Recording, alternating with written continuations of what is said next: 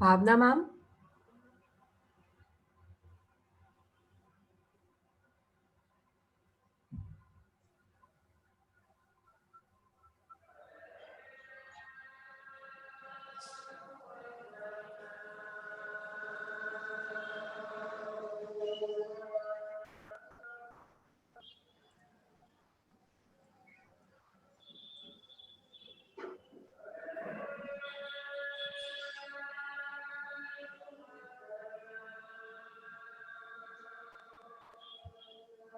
Bhavna ma'am.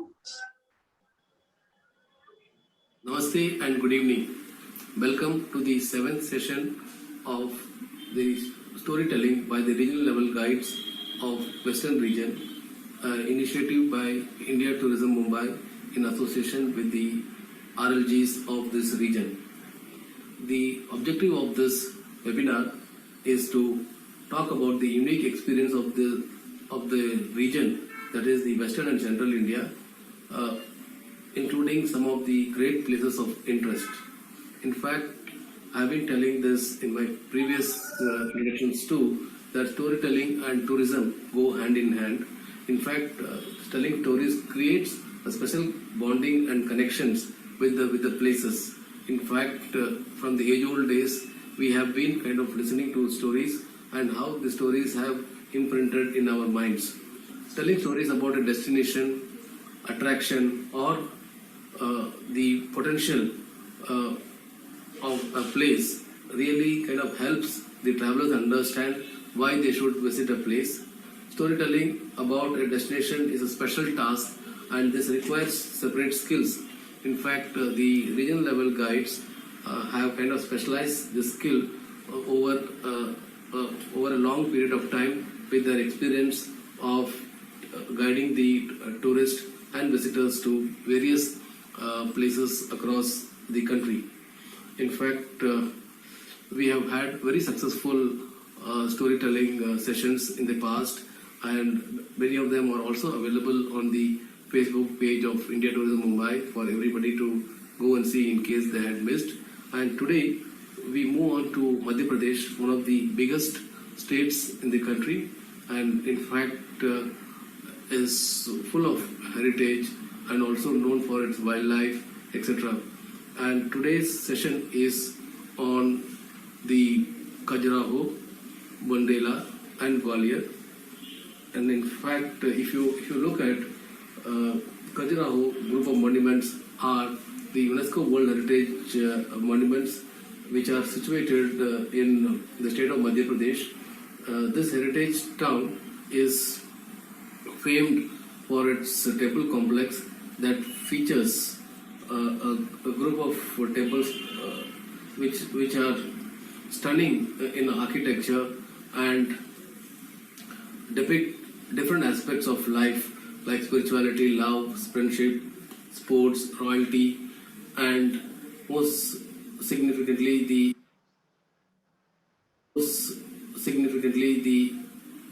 inspiring art. Based on the geographical locations, these temples are categorized into three groups: Eastern, Western and Southern. And I will not dwell much into the details, as we will have our storyteller today, Sri Anurag Shukla, who is a well-known senior tourist guide from Khajuraho. In fact, he has a BSc in mathematics from the Maharaja College in Chhatrapur and a diploma in mechanical engineering from the Government Polytechnic, Nagaon. He has worked in various fields of tourism, but chose to take up the role of tourist guide in 1996. He was selected and trained by the Ministry of Tourism in 1996.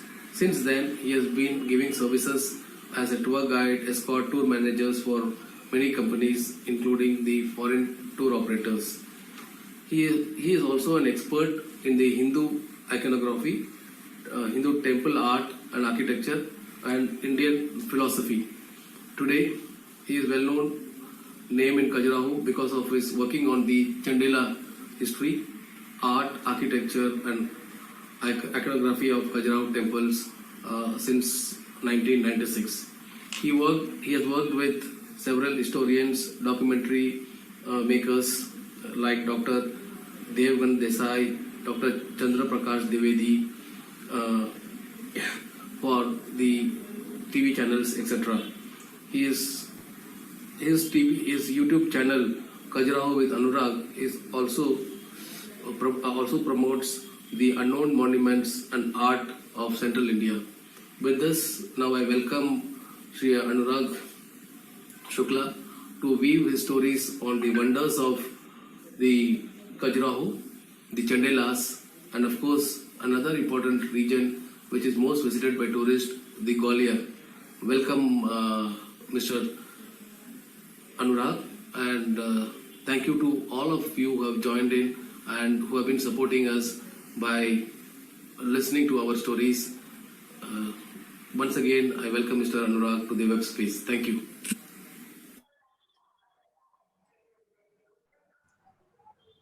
Anurag sir, you can continue. Okay, namaste everyone. I'm here, Anurag, and today I'm going to tell you about Khajuraho. And I'm very thankful for IndiaTourism, about Venkatesh sir, Bhavna ma'am, and the Parul ma'am who is helping technical assistance for us. And I can assure one thing, it will be really a great day for us because from last 1,000 years, Khajuraho is much more advertised as erotic temples of Khajuraho. So my interest will be there to change a little bit attitude or approach about Khajuraho. So now I'm sharing my screen. May I share my screen now? Yes, sir. Okay, thank you very much. So here is my screen. As you can see now, it is mentioned as Khajuraho. As you can see now, as I mentioned it, it is Khajuraho, an untold story of Indian history. Reason is very clear because, as I said earlier, from 1838, like when Captain Byrd visited in Khajuraho, till today, we all are called temples of Khajuraho as erotic temples of Khajuraho. So can be any chance to someone will build a temple for erotic art? So today I will just going to introduce about different labels of Khajuraho, like how it gets own name, Khajuraho, then what was earlier and now what it is today. So that I will share you. So here is my first slide for you. So you can read, there are so many names of Khajurahos are there, and each and every name of Khajuraho have some very interesting reason. The first name is there as Khajur Vahika. And this is the name which is mentioned on an inscription of Khajuraho temple. It's called Vishwanath temple. And that inscription was inscribed by a King Dhanga in 999 AD. So it shows the name of town was Khajur Vahika. Some people call it, it was a destination or kind of a district place. Of that reason, that's why it's called Vahika. But the second reason is very interesting. If you'll follow my screen, you're watching one lady is there who is trying to put off her dress, but when you will follow her right thigh, you can see a scorpion. So Dr. Devangna Desai, a great historian who worked on Khajuraho from last 40 years, she just tried to explain in Sanskrit Khajur, which is translated in English as a scorpion. So scorpion in Sanskrit is called Khajur, and lady is carrying it like she is a carrier of Vahika.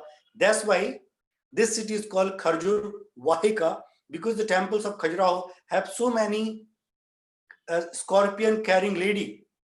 That's why this city is called Khajur Vahika. If you will see, the second name is there, Khajur Vatika.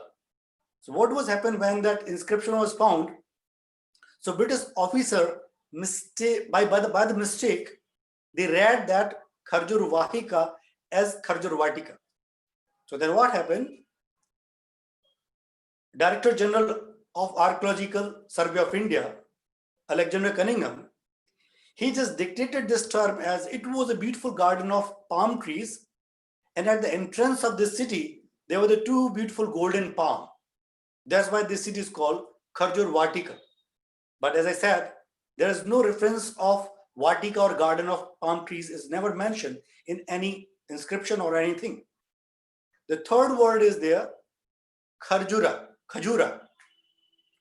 So first time in our Indian history in 1335, when Ibn Battuta traveled around central India and came to Khajuraho, he mentioned about her journey on his book Rihal Ibn Battuta, and he mentioned there was a town called Khajura, and some says are living beside the temples, and they cure the disease like appendicitis and the leprosy by the blessing of Lord Shiva. And if you will see, the next name is there is like Khajuraho, not Khajuraho. It is very interesting. In 1838, when Captain Byrd discovered the Khajuraho, he came to Khajuraho. He mentioned the name of town as Khajuraho, and still the local dialect people, like local Bengal Bundeli people, they don't call it Khajuraho, they call it Khajuraho. And if you'll see that the fifth one, it is Khajuraha. So it's also very interesting when Cunningham came in this town, in his initial reports, he wrote this town as Khajuraha. Even his assistant, Mr. Bugler, when he visited for photography, he also mentioned the same. But Cunningham, in later period on his report, he mentioned Khajuraha as Khajuraho.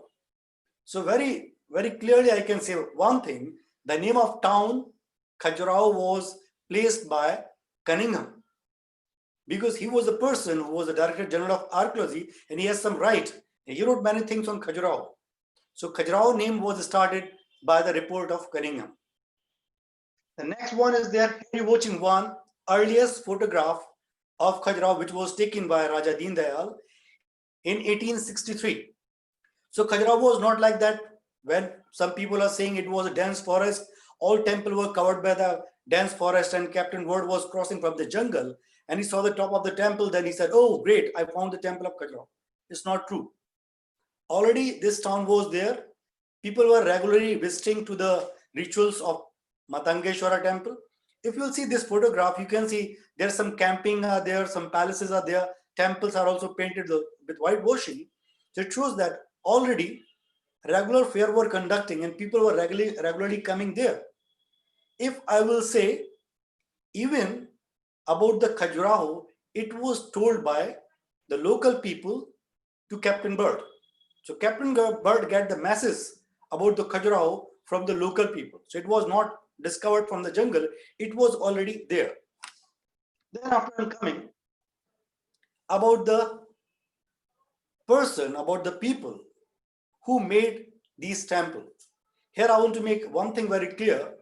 We have one perception about Khajuraho. We believe that all temples of Khajuraho were constructed by a family that is called Chandelas. But I'm sorry to say, like in a one city, all people not conduct one thing. Different people conduct different thing in different time period. So some temple were constructed by Chandela rulers, but at the same time, some businessmen like Jain merchants constructed their Jain temple, and also the Hindu businessmen or Hindu families were constructed some temple in that city. So here I'm sharing 3 different names on my screen, like the Chandelas. So we believe that the city of Khajuraho was developed by Chandelas, and all these temples are constructed by the Chandelas. About the origination of Chandelas, we have one very popular story. All people believe that these Chandelas are the descendant of moon god, and the first king of this family was Chandravarman. The most interesting story is that people believe that there was one child widow, a lady, her name was Hemavati. Once she was taking bath in a pond, and the beautiful moon saw her beauty and came down on this earth and seduced her, made love with her. When he was moving back, she stopped to moon god, and she said, "I will defend because now you're leaving. I will pregnant. So what will happen about kid?" So then moon God assured that don't worry, I will come and I will just bless him and your fame will convert as a fame. So it's another beautiful story people narrated, but I'm sorry to say, when I was working on temples of Khajuraho, I followed the inscriptions of Khajuraho. There are the 3 or 4 different inscriptions where they are narrating or inscribing. There are the Marichi Adi Rishis. From those rishis, there is a one rishi called Atri, and the son of Atri was Chandatraya. We are the descendant of that Muni. That says. So it's really very interesting. They're talking not about the Chandravarman, about the king. They're talking about a Muni called Chandatraya. So I had a question, who is this Chandatraya? Scriptures, I found one thing, there was one person called Dattatreya. So who is this Chandatraya? Luckily, I got that story. So it's a really very interesting story, and it is very short. I just want to give references. Like once Narad Muni went to heaven, and all 3 goddesses asked, "Who is the most strongest lady in this world?" So he said, "Anusuya." So then they asked that who is the Anusuya? Then Narada told she is the wife of Atri. So then all the 3 goddesses told to their husbands like Lord Shiva, Vishnu, Brahma, just go and examine her chastity or her power. So they came on this word and asked to the Ansuya, "Mother, we want to touch your breast, like we want to, you should feed us." And Anusuya with the confidence said, "Okay, you are the gods, so I can't deny it." And with her power, she turned those gods as a baby. Then just feeded those babies. By the time they lost their stage or the mindset, they didn't return on their place. So then the goddesses came down and asked sorry to the Anusuya. Then they recovered, the gods recovered their sense, and they blessed that Anusuya to produce 3 different boys. So from Brahma, Chandatraya was born. From Vishnu, Dattatreya was born. And from Shiva, that was Krishnatraya, and we call it Durvasa. So through that story I found, there was someone who was born from Brahma, that's called Chandatraya. And that also called the Soma. And here I put the whole hierarchy of these Chandela kings, starting from Nanuka Vakpati. So these are the names which I found on the inscriptions. So the first inscription of Chandelas, which is in Lakshmana temple, that is mentioning the name of 9 kings, starting from Nanuka, Vakpati, Jai Shakti, Vijay Shakti, Rahila, Sriharsa, Maharaj Yashovarman or Lakshavarma, Maharaj Dhang and Ganda. Like till that, they mention the name of that inscription. And the next inscription telling the other one, so like we found more than 10 inscriptions. And in all those 10 inscriptions, we found the name of these 25 or 27 kings. So all important kings are beautifully in bold letter. I mention it, and those are very famous kings in the Indian history, like Maharaj Vidyadhar, who constructed Kandariya Mahadev temple, or the Kirtivarman was the king who first casted the coins of Chandelas. And in 11th century AD, then Paramardi Devarman was the king when this Prithviraj Chauhan invaded the Mahoba. And there were the 2 great warriors called Ala Udal, and still the local people sing the song. It's called Ala Gan. It's really very important. And people sing those songs in the period of rainy season in the Shravana Mars. I'm coming on the next slide. So as I said, when the Chandelas started construction of the temple, it was not like this. This city was abandoned. No one was living there. Already there was some temple. So if you see the dots, there are the 3 big dots. So this city belongs to Siddhas. So Savaite and Yogini worshippers were living there. These were living over there. So it was Savaite place. So that's why we have the 2 earlier temple. One is called Lalgua Mahadev temple and Brahma temple. So you can see one beautiful 4-faced Shivlingam. It is in Brahma temple. So actually it is a Shiva temple because it has 4 heads. That's why local people call it Brahma temple. And also we have one of the earliest Yogini temple in Khajuraho. So that is not like in Jabalpur or Mitauli. They are not in circular form. it is in rectangular form with the look of granite. So I can say very confidently and very historically, or with tact, this was the city where the Siddhas and Ganas and the yogini people were living, and they were doing practice of that one. By the blessing of those teachers, these local kings, Chandela, became the emperor. Then what happened? That you will see in the next slide. Look it over here. So here you can read, you're watching one figure with three heads. That is the figure of Vaikuntha Vishnu. So I mentioned the two dots. In the first dot, you can read, after the great victory on Pratihara King Deopal, Maharaj Yashovarmana or Lakshvarma started construction of Vaikuntha temple in 935 AD. So this is a thing which is mentioned on his inscription. Even they were worshipping the Nath cult, even they were following the Shaivite cult, but why they started the temple of Vishnu first? So that reason is mentioned in the second dot. He received an icon of Vaikuntha Vishnu, which was received by King Kir from Bhotanath, which is now called Bhutan. King Kir gave to King Sahi as a token of friendship. King Haipati of Kannauj received it from the King Sahi with the power of horses and elephants. And the King Yashovarmana, when he defeated him on the Kalinjar, he asked that figure as a trophy of war and installed in Khajuraho. So in Khajuraho, they started the first temple in 935 AD. They started with Vishnu temple. Then they built Shiva temple also. So in the next slide, now I'm going to talk about the temples of Khajuraho. So it is something which I try to explain the history of Khajuraho. If you are interested about history, then I can do the whole one big webinar for you about the history. Or you can follow my YouTube channel that's called the Khajuraho with Anurag, where I try to explain the history of Chandelas. So now I'm just going ahead for the next slide. Look it over here. So in India, we have the two kind of temple architecture. One is called Nagara style. Second is called Dravidian style. And later in period, one was developed that was a combination of both called Besara style. So Khajuraho temples are based on Nagara style. So Nagara, actually, it is based on a book called Vishwakarma Sastra, which was composed by Lord Vishwakarma. And Vishwakarma designed the temple or the building as the Rathas, because actually the Hindu gods were traveling on the Rathas.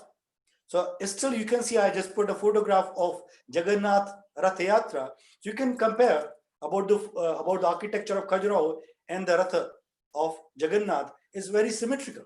But look at the next one. Why this Dravidian architecture is very different from the Nagara style? The reason is that because the temple of Dravidian architecture is based on another text that is called Mayamat Puran, which was composed by Maya Danava. And I believe that there's Maya belongs to the Mayan civilization. That's why you can see the pyramid of Machu Picchu is very symmetrical with the Gopuram of South Indian temple. So that's the basic difference between the Dravidian architecture and the Nagara style. And what are the specialty of Nagara style that I'm going to share with the next slide to you. Here we have. In all the Nagara temples, starting from especially Gupta period, they were constructed on a platform which we called Jagati. Second, the main temple should be divided in two different parts. There should be a mandapa and the Garbhagriha. Later in period, like after 7th century AD, the Garbhagriha was converted as the shape of Mount Meru, or in the curvilinear form, or the Shikhara style. So that is another beauty of Nagara style. And there should be a small gap between the mandapa and the Garbhagriha, which we call Antarala, the vestibule. So these are some important features to identify any basic Nagara style temple. But what is the specialty of Khajuraho temple? That's I'm going to show on the next slide. Look at here. So when you are visiting to the Nagara style temple, you will find differentiation between the shikhara style also. Sometimes you will see that they have a single shikhara. Sometimes they have the multiple shikhara. So in Khajuraho, Khajuraho is the only place in India where we have the both. We have some temple, those have singular shikhara, that's called Ekandaka, and some have the Bahu Andaka, means the multiple shikharas, with the minor shikharas called Urushinga or Anga shikharas. So like you can see the drawings on the screen. But in Khajuraho, we can also divide the temple with their architecture. So there are the two different kind of architecture. One is called SANDHARA kind of temple. Second is NIRANDHARA style temple. So I'm going on the next slide. Look at over here. So I put the drawing of SANDHARA temple. See, you can follow my cursor over here. Here are the steps, then the Ardha Mandapa, then the Mandapa, and here is the Mahamandapa. Then here is the Antarala, and it is the main sanctum. And then the outer wall is around, and there's a gap between the inner sanctum and the outer wall of the temple, or that sanctum is there. There is a passage, ambulatory is there. So that is called the beauty of Sandhara style. So all the Sandhara temple have a passage or ambulatory to just make parikrama around the main deity. So in Khajuraho, we have the four temples, the Lakshmana, Vishwanath, Kandariya, and Parshwanath. So these all major four temples are Sandhara style temple. And the rest of the temple are called Nirandhara style temple, in which we have just four parts like Mandapa, Mahamandapa, Antal, and the Garbhagriha. Its internal structure is exposed. You can see the all decoration or the central niches of the sanctum in the outer part of the temple. So all the main temple like Matangeshwara, Chitragupta, Jagdambi, Vamana, Javari, DULHADEO, CHATURBHUJA, and rest of the temple are based on Nirandhara. But as I said, when these architects were constructing the temple, they were also managed some kind of principles of architecture. They nominated nomenclature, the name of different part of the temple. So that I'm going to show in the next slide. So here I just mentioned some other specialty of Khajuraho temple. These are Panchayatana style temple. It's something very special, which very rarely I found around India. And the Lakshmana and Vishwanath are the Panchayatana style temple. And look at over here. It is a photograph of Lakshmana temple. You can notice the Lakshmana temple in the center. Then you can see the four shrines are in the corner. So they are the 5 in number. So Panch is representing the 5, and Ayatanas are the temple. So they are the 5 temples on a one platform. So why they constructed all 5 temples on a one platform? It's really very interesting. Reason is that Hinduism believe that like the supreme deity is in the center, and it is axis of the universe. So if Vishnu is the axis of universe, so rest of God is the circumambulating around that God. If Shiva in the center, so rest is circumambulating around that the principal deity. So in the Panchayatana, they give a facility to place the main deity in the center. Rest should be placed in the corner. So that was a time when the 5 principal sects was developed in this country, but the 3 were the main, that called the Vaishnavism, Shaivism, Shaktism, and 2 were the minor, called the Saur, the worshipper of Surya, and the Ganapatya, the worshipper of Ganesha. So in the Panchayatana temple, they gave a facility. Suppose Vishnu in the center, so rest could be placed in the corner. If suppose the Shiva in the center, so automatically Vishnu will shift from the center to the side. So it was a pattern which they use in all different temples. But in Khajuraho now only 2 temples are remained in the Panchayatana style. There's the Vishwanath and Lakshmana temple. Now here, I'm going to discuss a little bit deep about the architecture detail, because I know there are so many friends who recommended me to tell something about Khajuraho. The reason is very clear, because there are so many friends who explain so beautifully about erotic art of Khajuraho, but there are many friends who really want to learn about architecture, iconography, about the behind the general explanation of Khajuraho. So I'm going to describe a little bit detail of temples of Khajuraho and my own knowledge, which I just took from the last 20 years. So here, what we know, we believe that all temples are based on Vastu Shastras. It's true, all these temples are based on the Vastu Shastras, but the Vastu Shastra is explaining about a person called the Vastu Purush. So when they are constructing temple, they should follow the body of Vastu Purush. Like the Purush has the pag, like the feet. Purush has the thigh, jangha. Purush has the stomach. Purush has the neck, the griva. Purush has the nose. Purush has the crown. So if you'll follow this drawing, you can see here is the Jagati, then the Pithika representing the pad of the temple. Then you're watching Jangha, is the middle part of the temple, is representing thigh part of the temple. Then this area is called Shuknashika, is the nose of the temple. Then it's the Griva, the neck of the temple. Then the crown on top of the head. But I want to tell you one thing is very interesting. Whenever we are going to worship any god, especially in the house, when we are going for any celebration, we put the figures, we put the images, we put the photographs of the god, but we also put a pot. Why we put a pot with beautiful mango leaves, and top of the mango leaves we put a coconut or the lamp. So look at over here, Kalasha. What I believe, temple itself is representing a ghata. Why is that? Because if we follow this structure on the top, you're watching something circular on the top. It is called Amla Sharika.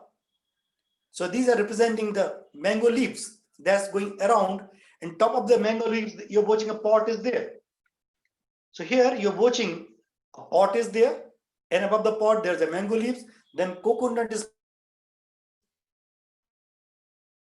representing Kalash, because when we are inviting the god, we are inviting God in a pot, and a pot is representing all 5 elements. Water is representing Jala, the leaves are representing the earth, the space in that Kalash is representing the space of the environment, and that especially when you put the lid, the lamp, that represents the fire. So all 5 elements are there. That's why I put the Kalasha. So I believe that temple is also representing the structure of the Kalasha, but the next clip is really very important for us. It is here. If you will see that I put the Sri Yantra and the plan of Garbhagriha, and they are overlapping to each other. They are very isosymmetrical. So I realized that when I was doing my study and making all these drawings, I'm watching the projection, and when I just joining all these points, they were formed in the shape of triangles. And I just tried to compare those triangles with the different yantras. I was shocked when I saw these are identical with the Sri Yantra. So you can follow what I wrote on my screen.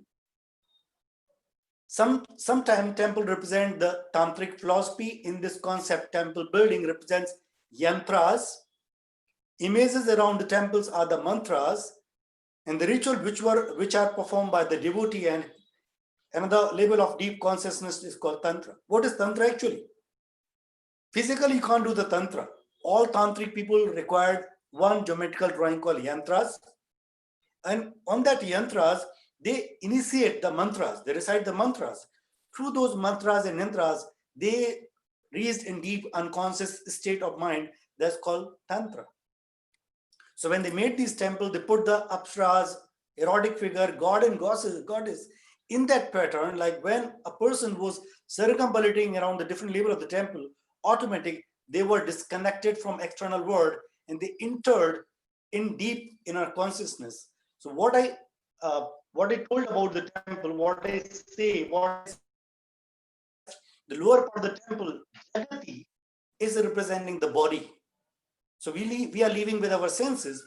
But when you are coming from the down to the temple is called Mandira. So Mandir is representing the state of your mana. So what is in the mana? In the mana, we have the God, we have our emotion, expression, desire, our identity, ego, ankar, everything is there. So when you will remove all that, you will reach to your consciousness, your Atma. When this Atma understand own existence, when it understand it Satta, it is Chitta in Ananda, when it realize its own Swarupa, then it realize that I'm not Atma, I'm Paramatma. I'm the part of that Paramatma. I'm the Satchidananda, to what the Sankara said. So Khajuraho is not just for erotic art or temple art. That is something talking about some ideology, some dharma, the concept of religion with the philosophy. So in another slide, I will tell you, actually these temples were based on Tantric, Puranic cult. They combined together. So look at ahead. Religious background. So Khajuraho was just not for Hindus only. There was Buddhism, there was Jainism, especially the Jainism of Digambar cult. There was not for Shvetambara, and still Digambar teachers, like last year, we had a very great famous Acharya of Jainism called Vidyasagar Maharaj. He was there with this group of Munis. So the Khajuraho belongs to Digambara cult. The third one is called Kasmiragam Pancharatra.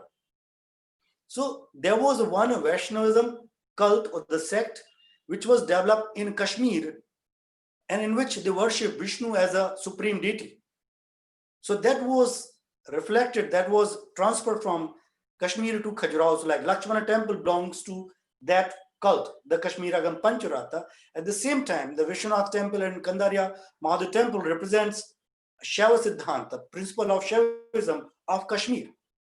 Then the rest of temple are based on Smartha. Like as I said earlier, they were also followed all different principles, religion like Vaishnavism, Shaivism, Shakt, Ganapat, and Saur. But my friend, I want to add one thing. I mentioned the last word called Siddha or Nath cult.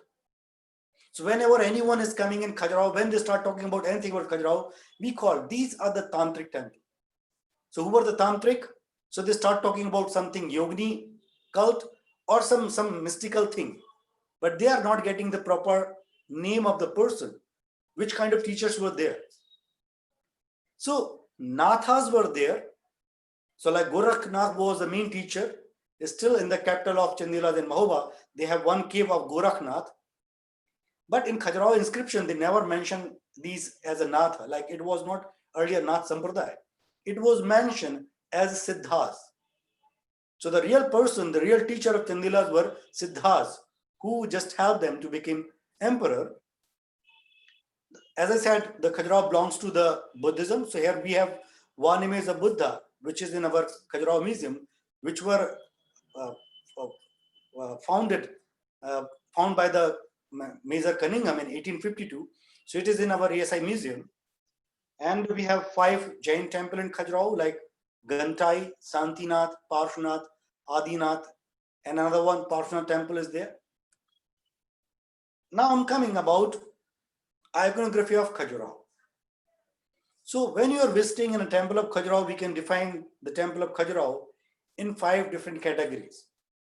The cult images, like the temple is dedicated to the main deity. It's a Shiva, Vishnu, whatever. So cult images are there with their Parivar, Parsh, and Avarana Devatas. Parivar means like the family god like Vishnu and Lakshmi, another family god, or Shiva, Parvati, Ganesha, other family gods. And then we have beautiful decorative apsaras like Surasundris, Nagkanyas, Shalabhanjikas, Naikas are there. Then mythical animals like Shardul and Vyalas. And the secular images are also there. So like you can notice here, I just try to show like Vishnu with different attributes. Then you're watching Shiva, the Bhairava, the Varuna. So different images of gods you can see. With that, you're watching beautiful images of Apsara, like she's painting a foot, or she's writing on a letter on a paper. It's called Chitralekha, or these are the Nagakanyas. They are watching in the mirror. Here is famous, the Khajurvahika is there. Or it's called Putra Ballava because that Apsara is keeping baby on her lap. So it's called Putra Ballava. So there are the 18 different kind of apsaras in different expressions with the different moods. And here is the Shardul. If you follow these figure, you're watching different heads are there. Some have parakeet head, some have horse headed, some have elephant trunk, some have the lion. But one thing is generally very common, one person sitting down, pulling tail, one sitting back and pulling the tongue. So what is the meaning of these animals? Why they are depicted so many times around the temple? So it is my own interpretation, what I believe. So all these apsaras around the temple is representing our emotions. We are living in this world for the sake of our emotions, our desire. And how long the desire will be there, we can't leave this world. And we communicate our desire with narration, by the dictation, or by the conduct. So if you want to control the desire, you should follow two things. You should shut up. You should control your tongue.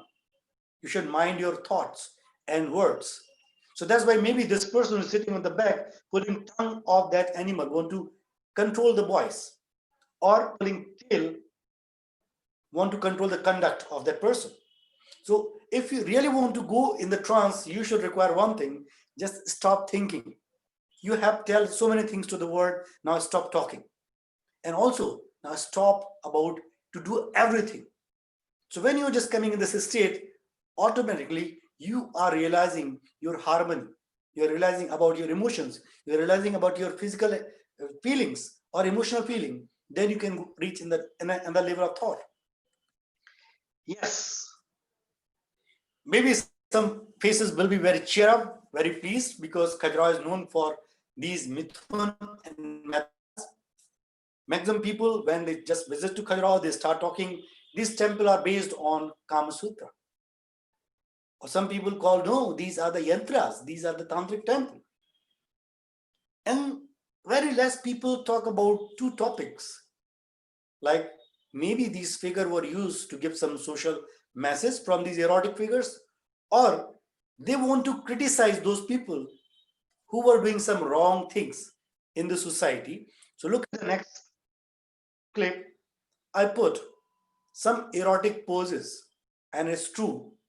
These poses are mentioned in Kama Sutra, which is written by Vatsyayan 1st century. So like here you're watching, lady is riding on a man. It's called the climber. Like a small creeper turn around the tree and jump and cross that. So here is the climber. Or here they're covering around, like the couplets are just going around the tree. So like it is mentioned over there. So it is true. The erotic couples of Khajuraho, when they were decorated around the temple, they used couples from Kama Sutra. But look at the next. Here I want your attention. Just follow this drawing. It is one of the most erotic in acrobatic figure of Khajuraho. It is the most famous figure of Khajuraho, where one man is upside down, keeping two ladies on side and masturbating them. One lady is sitting on the top. She's coupled with that man. People cheered up and took the photograph and advertised it as a most erotic figure. But just follow the drawings. As I said, I did a lot of drawing with the figure, and I found it in the text of Madam Desai, and it is called KAMKALA Yantra. And these yantras were placed on the temple to protect this temple from lightning or evil forces. So what they did, they draw the drawing on the stone, then they carve that drawing in the form of apsaras or the different form to shape the temple. So if you'll see that a dot in the center is representing Mooladhara. So one yogi is sitting in a pose of meditation. If you'll turn this figure in 180 degrees, you'll find the man is just sitting on a seat where he's putting two hands down and pressing his finger and just controlling his breath. So two ladies on the side are representing Ida and Pingla. He's not playing with them. He's holding his nostril and controlling his inhale or exhale, Ida and Pingla. That is the reason the central lady, which is Susumna, is trying to get the balance. So when it will be balanced, automatically that yogi will make a thrust on his Muladhara and take the Kundalini towards the Sahasrara, so you can follow on his heel over here. He's kicking on that point. Where is the Muladhara Chakra? Where is the Kundalini? So he will take that Kundalini from that Muladhara towards his head. So it is the most mystic figure of Khajuraho. So as I said, Khajuraho is just not a place where you can see the beautiful erotic figure. They also have another dimension for explanation. Look at the third one. It's also very people, when they visit in Khajuraho, they just have information. One is this, these temples are erotic temples. But the same people are saying, no, these are tantric temples. But look at on this figure. Here we have some social messaging, like a monk is watching to the couple. He becomes so excited, like he can't control his passion. That's why one lady is sitting down, kissing on his thigh. So even this man left the world, but still he has some desire. That's why he's peeping up. So now we have some example where the great saint, now they are in the cases of rape. So here we have the people. Physically they are still swinging to the world. We have left the world, but still they are playing with the senses. So Khajuraho is showing another dimension, like you will see in the next clip. I use a word called chapranakas. So all those plaid-headed person keeping a bottle, these are chapranakas. They were always doing a lot of sexual act, and many times they were repeated around the temple.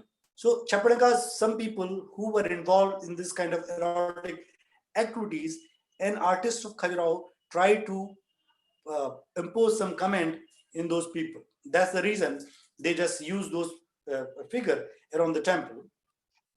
And also the depicted beautiful social life, like hunting, hunting the deer over here. Or here we have the wedding scene. The royal wedding scene is there. Or you're watching the elephants moving ahead beautifully. So around the platform, you will see the war scene, hunting scene, wedding scenes, court scene, musical scenes, and Guru and Acharya, all those are there. Now, as Venkatesh sir said, Khajuraho temples are divided in 3 groups of the temple. And some people believe that there were the 85 temples, and those are divided in 4 groups called Western, Eastern group of Hindu temple, and the Southern temple. So now I'm going very quickly because now I have to give some time to you for make some question. So I'm just going to brief about the temple, which kind of temple we have. So look at over here. Here is the list of temples in Western group like Varaha, Lakshmana. So I'm just going to show the clips of all different temples for you. Like here are the main temples in Western group called Matangeshwara, Lakshmana, Varaha, Vishwanath, Chaturbhuj, Jagdambi, and Kandariya. I'm going to show the photographs for the temples. Here is the Matangeshwara. It is very important. So many people know about Dhyana Lingam of Sadhguru. So you got this idea from Khajuraho and Bhojpur. So we have one Shivlingam in Khajuraho called Matangeshwara temple that is 9 feet tall. So you're watching over here. Here it's a 9 feet above, and rest 2/3 part of the Shivlingam is down to the Yonipad. So it is a really very interesting temple in Khajuraho.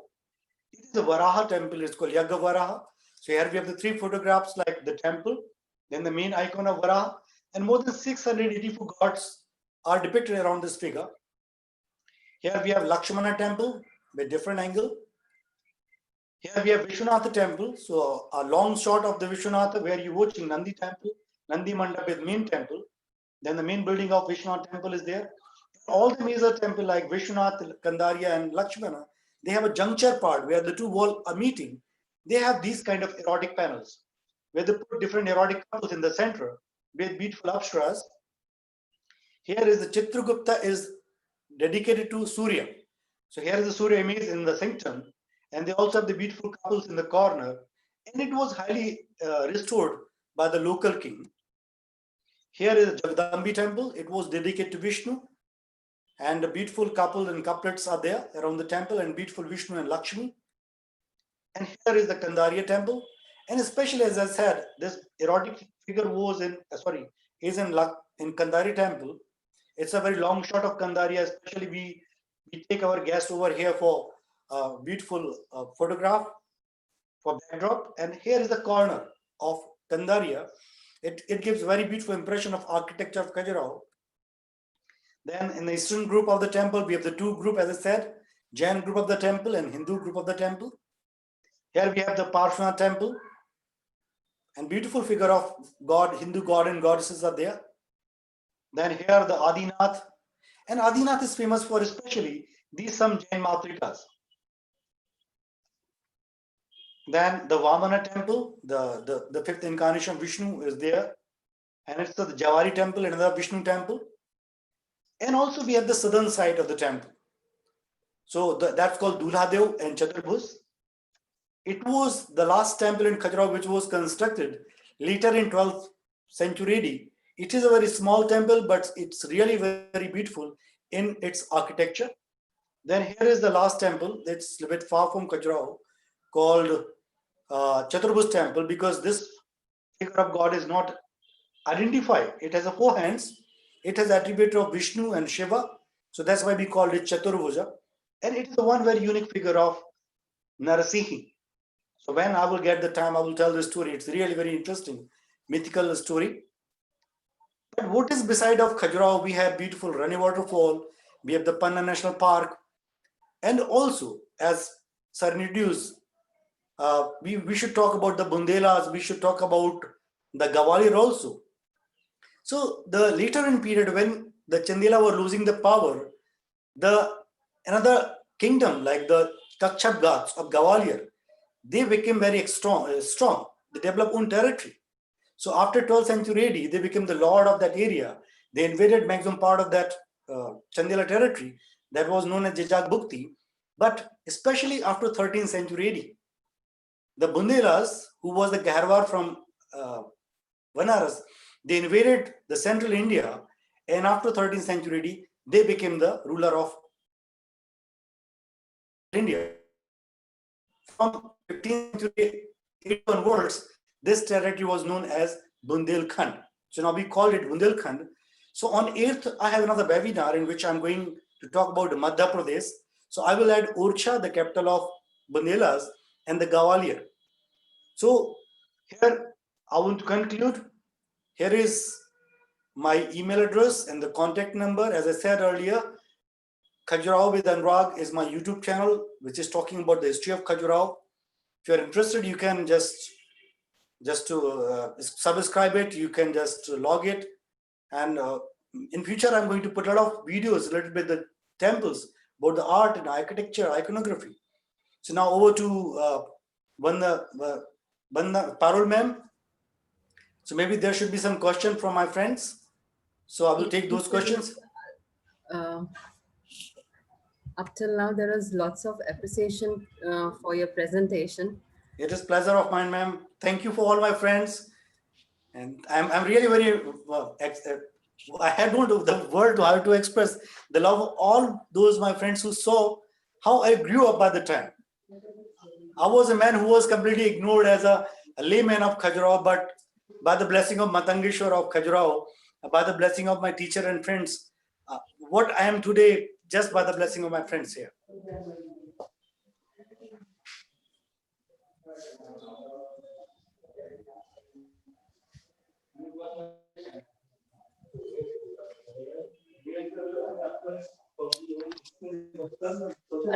There is a question from Mr. Arun Kumar.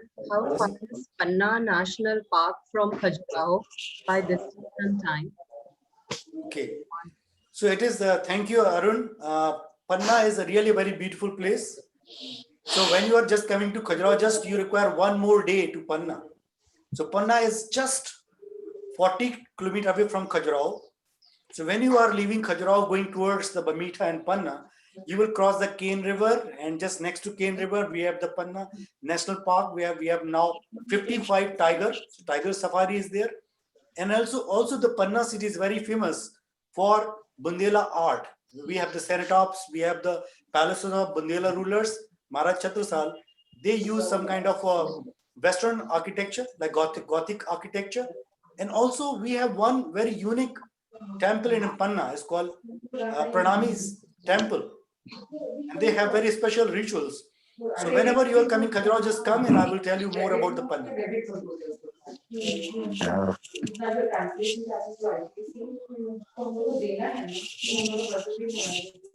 Bhavna ma'am, do you want Yeah. Hello. Hello, ma'am. Yeah, can you hear me, Anurag? Yes, ma'am, I can. Okay, thank you so much, Anurag. I think our regional director is still in a webinar. Okay, ma'am. So I would like to thank on his behalf and to all the listeners and participants who have taken interest in Khajuraho and to listen to you specially. Thank you you very so much. much, Anurag, It's for my your great information. pleasure of mine, ma'am. Thank you very much for this chance. Thank you a lot. Thank you so much. Thank you. It's my pleasure, ma'am. Bye, ma'am. I think with this we end our session today. Thank you. Yeah. Okay, ma'am. Thank you. Thanks. Hello.